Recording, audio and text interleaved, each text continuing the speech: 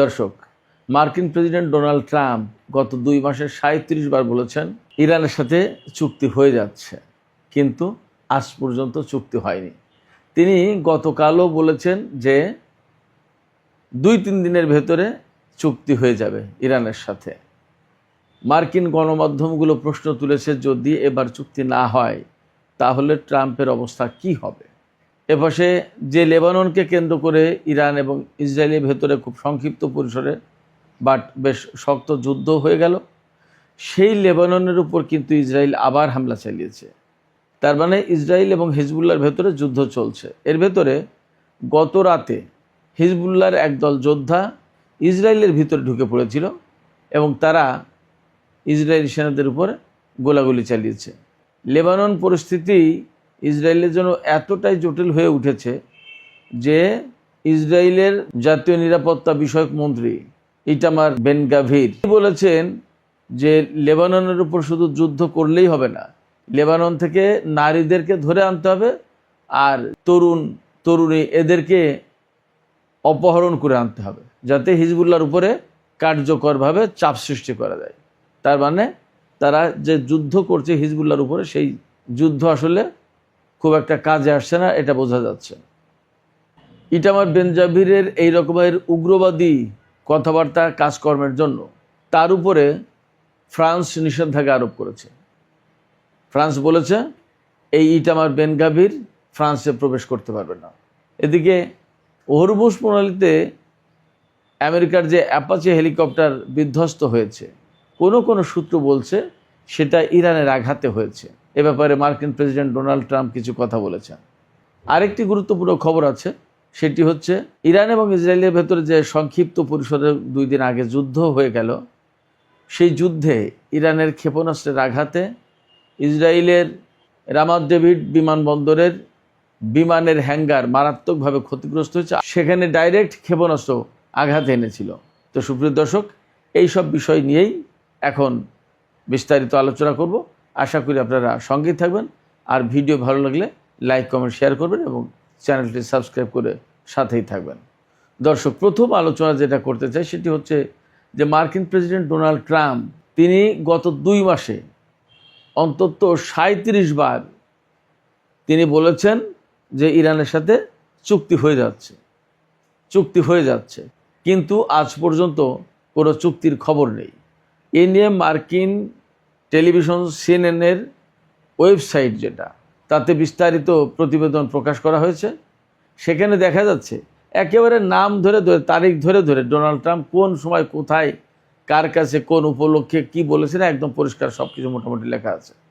6 April, 7 April, 28 April, 15 April, 16 April, 29 March, এইরকম বিভিন্ন তারিখে ডোনাল্ড ট্রাম্প বলেছেন যে ইরানের সাথে চুক্তি হয়ে যাচ্ছে, আমরা ভেরি গুড ডিল করতে যাচ্ছি, ভেরি বিউটিফুল, গ্রেট ডিল, অনেক কিছু বলেছে, কিন্তু এই পর্যন্ত আসলে কিছুই হয়নি। তো এই যে ডোনাল্ড ট্রাম্প একের পর এক তিনি বলে যাচ্ছেন বা বলে গেছেন, কালকেও বলেছেন যে ইরানের সাথে চুক্তি হয়ে যাচ্ছে এবং খুব একটা ভালো চুক্তি হবে, আমাদের প্রত্যাশা মতো আমরা যেভাবে চুক্তি চাই সেইভাবে হবে, এবং ইরান আমাদেরকে সব কিছু দিয়ে দিতে রাজি হয়েছে। কি দিতে রাজি হয়েছে তিনি আর বিস্তারিত বলেন। তিনি বলছেন যে ইরান আমাদের সব কিছু দিতে রাজি হয়েছে, একটা গ্রেট ডিল হতে যাচ্ছে এবং এটা আমাদের অনুকূলে, আমাদের পক্ষে থাকবে সে ডিল, খুব ভালো একটা চুক্তি হতে যাচ্ছে। তিনি বলেছেন যে ইরান কখনো পরমাণু বোমা বানাবে না, এই নিশ্চয়তা সহ অনেক কিছু দিচ্ছে উল্লেখ করেছেন, সেটা আসলে উল্লেখ করার খুব জরুরি কিছু না। এই কারণে ইরান সরকারের পক্ষ থেকে এখনও পর্যন্ত বলা হচ্ছে যে আমরা পরমাণু বোমা বানাতে চাই না, বানাবো না। এই ব্যাপারে যদি কথার কথা ইরান চুক্তিও করে যে ঠিক আছে আমরা 10 বছর বা আগামী কোনো দিন আমরা বোমা বানাবো না, সেটা ভিন্ন জিনিস। ইরান বারবারই বলেছে যে আমার পরমাণু বোমার প্রয়োজন নেই, আমার যা আছে তা দিয়ে পরমাণুর চেয়ে অনেক বড় কিছু করা যাবে। তো সেই জায়গায় যদি ডোনাল্ড ট্রাম্প ইরানের কাছ থেকে এই সম্মতি আদায় করে বা এই সম্মতি পায় যে ইরান বলবে আমরা পরমাণু বোমা বানাবো না, আর এর ভিত্তিতে যদি চুক্তি করে ফেলে, তার মানে ডোনাল্ড ট্রাম্প আসলে ইরানের কাছ থেকে কিছুই পায়নি, এটা ধরে নিতে হবে। কেন কিছুই পাইনি বলছি? কিছুই পাইনি বলতে সেটা হচ্ছে যে ডোনাল্ড ট্রাম্প ইরানের কাছ থেকে সমৃদ্ধ ইউরেনিয়াম নিয়ে নিতে চেয়েছে, ইরান সেটা দেবে না। পরমাণু কর্মসূচি বন্ধ করার কথা বলেছে, ইরান তা করবে না। হরমুজ প্রণালী খুলে দেওয়ার কথা বলেছে, ইরান তা খুলবে না, বরং টোল আদায় করবে। আর ইরানের যে সম্পদ আমেরিকার হাতে আটক আছে সেগুলো দিয়ে দিতে হবে, তা না হলে চুক্তিই হবে না। এরপরে ইরানের উপর থেকে নিষেধাজ্ঞা প্রত্যাহার করতেই হবে। তো এইগুলো যদি হয়ে যায় তাহলে আমেরিকার পক্ষে চুক্তি যায় কি করে? ইরান তো বলে আসছে যে আমরা পরমাণু বোমা বানাবো না। এটা চুক্তি করে বলানো আর না বলানোর ভিতর পার্থক্যটা কি? আমরা বিভিন্ন অ্যাঙ্গেল থেকে বিভিন্ন লক্ষণ উপলক্ষ দেখে বলি যে ইরানের হাতে হয়তো পরমাণু অস্ত্র আছে বা ইরান পরমাণু বোমা বানিয়ে ফেলেছে বা পরীক্ষা করেছে। আমরা সেটা বলি আমাদের বিভিন্ন দৃষ্টিভঙ্গি থেকে, বিভিন্ন বিশ্লেষণ থেকে। কিন্তু ইরান তো বলছে যে আমরা পরমাণু বোমা বানাইনি এবং আমরা বানাবোও না। তো সেই ব্যাপারে যদি চুক্তি করাই তাতে কি এমন অ্যাচিভমেন্ট আমেরিকার? তো সিএনএন প্রশ্ন তুলেছে, যদি আগামী 2-3 দিনের ভেতরে অর্থাৎ শুক্রবারের ভেতরে চুক্তি না হয় তাহলে কি হবে? এই প্রশ্নের জবাব আসলে নেই। সিএনএন আর একটা প্রশ্ন তুলেছে যে ডোনাল্ড ট্রাম্প কেন বলেন এটা? এই যে প্রায় সময় বলেই আছেন যে ইরানের সাথে আমাদের চুক্তি হয়ে যাচ্ছে। তো এই কথা কেন বলেন তিনি? সেখানে 3টা কারণ উল্লেখ করা হয়েছে। একটা হচ্ছে যে তিনি হয়তো বাস্তবতাই জানেন না, যে গ্রাউন্ডের রিয়েলিটিটা কি, এই রিয়েলিটি সম্পর্কে ডোনাল্ড ট্রাম্পের ধারণা নেই, এটা হতে পারে।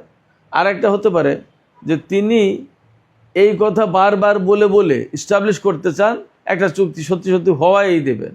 তিনি বারবার বলে ইরানকে হয়তো এই দিকে নিয়ে আসতে চাইছেন। তার মানে এক ধরনের চালাকির আশ্রয় নেওয়া।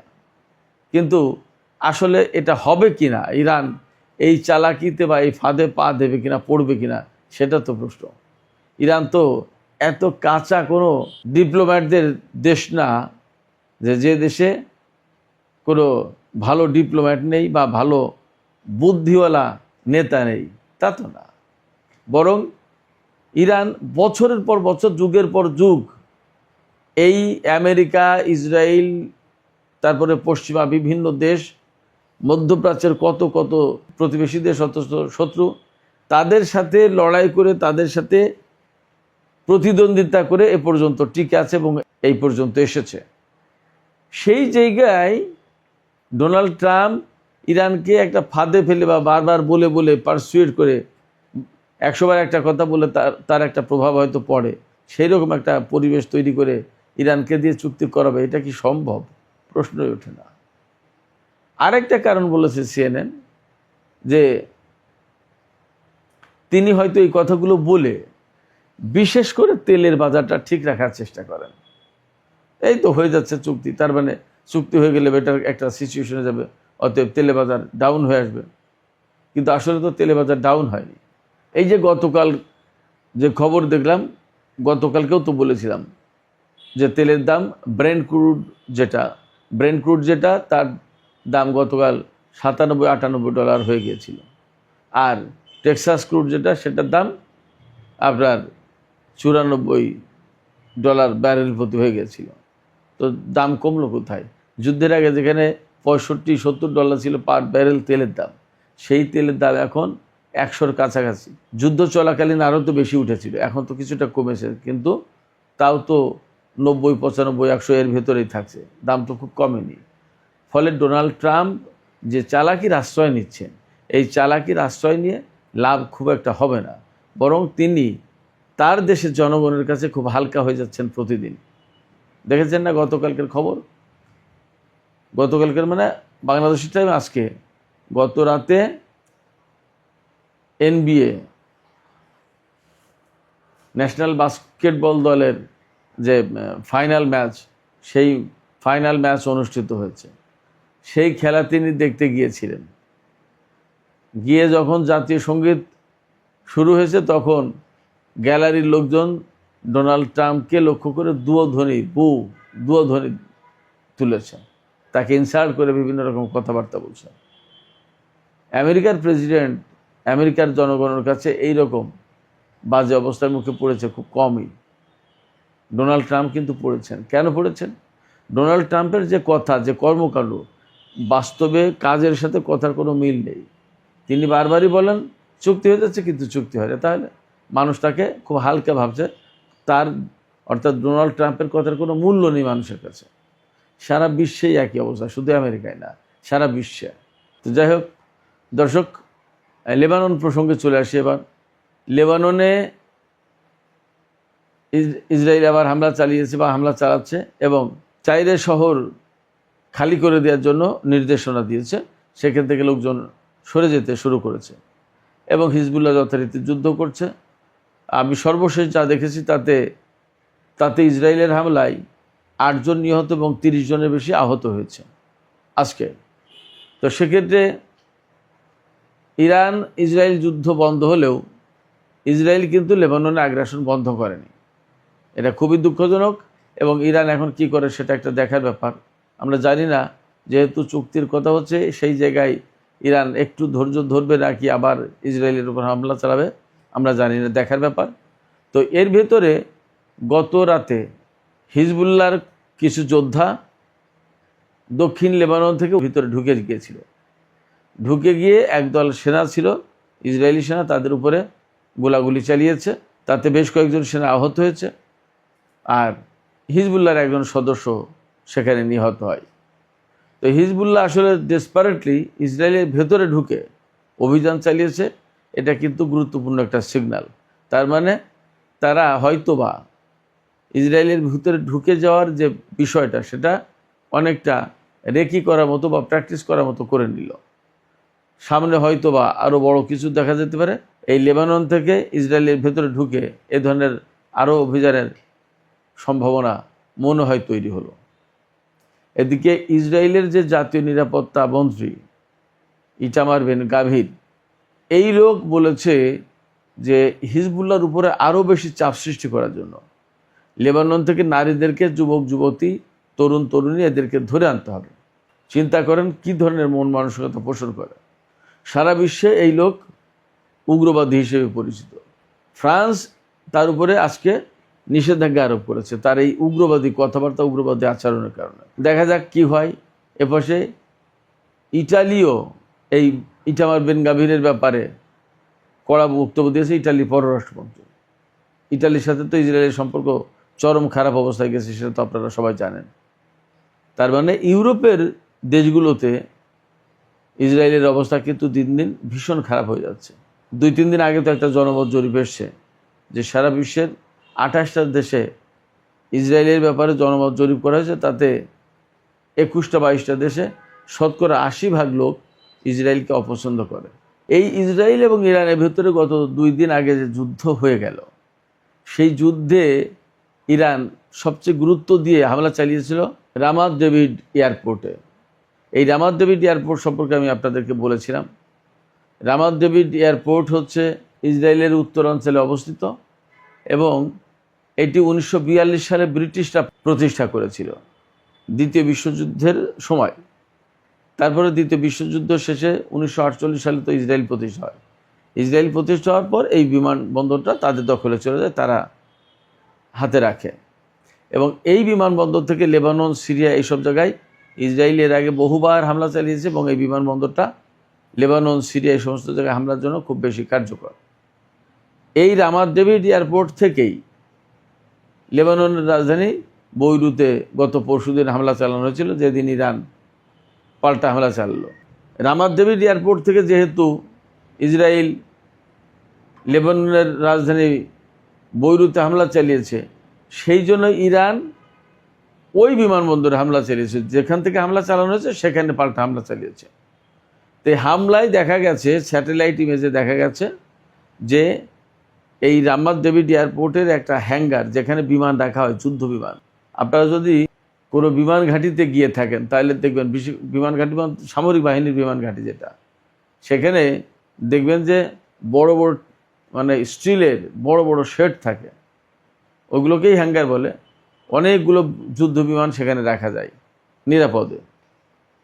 মানে অনেক মোটা স্টিলের, ইস্পাতের পাত দিয়ে আপনার ওগুলো ছাউনি দেওয়া থাকে এবং খুব মজবুত, খুবই মজবুত, সহজে ছোটোখাটো বোমায় ক্ষেপণাস্ত্র হতে কিছু করতে পারবে না।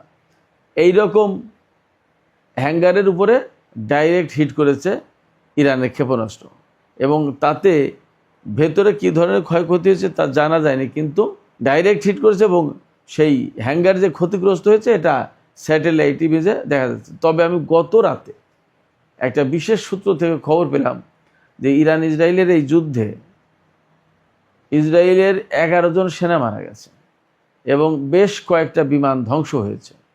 এই যে রামাত ডেভিড এয়ারপোর্টে যে হামলা, এই হামলায় নাকি বেশ কয়েকটা বিমান ধ্বংস হয়েছে এবং বেশ ভালো রকমের ক্ষয়ক্ষতি হয়েছে বিমানবন্দরটিতে। আর নেভাটিম এয়ারবেজ এবং তেলনভ এয়ারবেজে তো হামলা চালিয়েছিল, সেখানে কীরকম কী ক্ষয়ক্ষতি হয়েছে সেটা দেখার ব্যাপার। আর হাইপাই যে হামলা চালিয়েছিল সেখানে তো তেল স্থাপনায় ক্ষতি হয়েছে।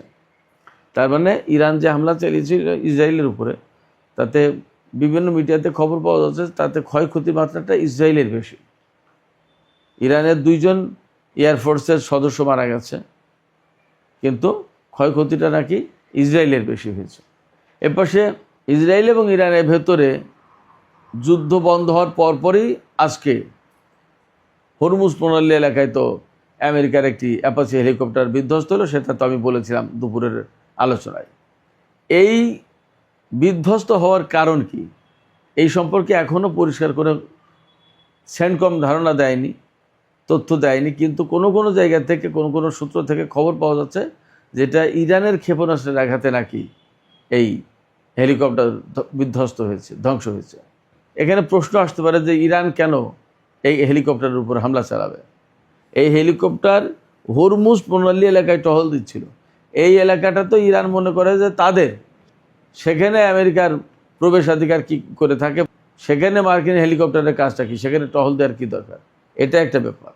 আর একটা ব্যাপার, এর আগে কয়েকবার হরমুজ প্রণালী এলাকায় ইরানের যে ছোট বোট, যেগুলো ছোট ছোট বোট, এই বোটে হামলা চালিয়েছে এই অ্যাপাচি হেলিকপ্টার দিয়ে। সেই কারণে ইরান যখন আজকে বাগে পেয়েছে অমনি সাথে সাথে মেরে দিয়েছে। তো পাইলট এবং গানারকে উদ্ধার করা হয়েছে ভাগ্যক্রমে, কিন্তু হেলিকপ্টার ধ্বংস হয়েছে এবং এই অ্যাপাচি হেলিকপ্টার ইরান যুদ্ধের ভেতরে এই প্রথম বিধ্বস্ত হওয়ার ঘটনা ঘটল। এটা নতুন একটা ডাইমেনশন।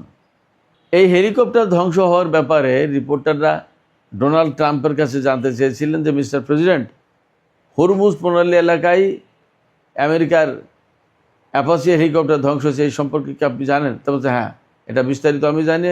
সেখানে 2 জন পাইলট এবং গানার তারা ঠিকমতো আছে, তার সেখানে কোনো হতাহতের ঘটনা ঘটেনি, তারা ভালো আছে, সব কিছু আমি জানি, সমস্যা নেই, ঠিক হয়ে যাবে এবং ইরানের সাথে 2-3 দিনের ভিতরে আমাদের চুক্তি হয়ে যাচ্ছে। তিনি এই কথা বলেছেন।